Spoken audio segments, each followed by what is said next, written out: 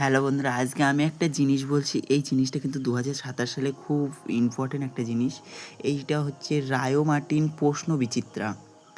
রায়োমার্টিন প্রশ্ন বিচিত্রা এটা কিন্তু ভোল্টু, তোমাদের ভোল্টু 2026 সালের মাধ্যমিক রেজাল্ট বেরোনোর পরেই দেখবে এই বইটা কিন্তু বেরিয়ে যাবে। এই বইটা তোমরা কিনবে, যেহেতু এখান থেকে প্রচুর পরিমাণ প্রশ্ন কিন্তু কমন থাকে।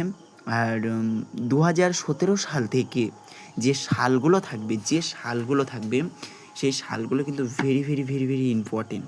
সেখান থেকে তো 99% কমন থাকে, এটা আমি বলছি তোমাদের, যেহেতু আমি সালগুলো দেখা এখানটা থাকে। এই রায়োমার্টিন প্রশ্ন বিচিত্রার পেছনেই তোমাদের সালগুলো থাকবে, 2017 থেকে 2026 সাল পর্যন্ত থাকবে।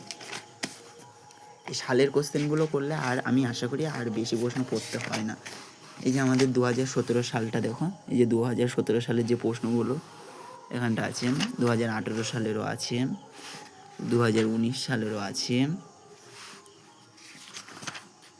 2020 সালেরও আছে, এরকম 2025 সাল পর্যন্তও আছে। সব কটা সাল আছে এখানটায়, 2025 আছে। এই যেহেতু 2026-এর এটা রায়োমার্টিন প্রশ্ন বিচিত্রা ছিল, সেই জন্য 26-এর প্রশ্নটা নেই। 27-এর তোমরা কিনবে, 2027 ভোল্টু রায়োমার্টিন প্রশ্ন বিচিত্রা। তোমাদের কিন্তু 26 সালের প্রশ্নও থাকবে, তোমরা সব সলভ করে গেলে 99% কমন পাবে। আজকে এই পর্যন্ত।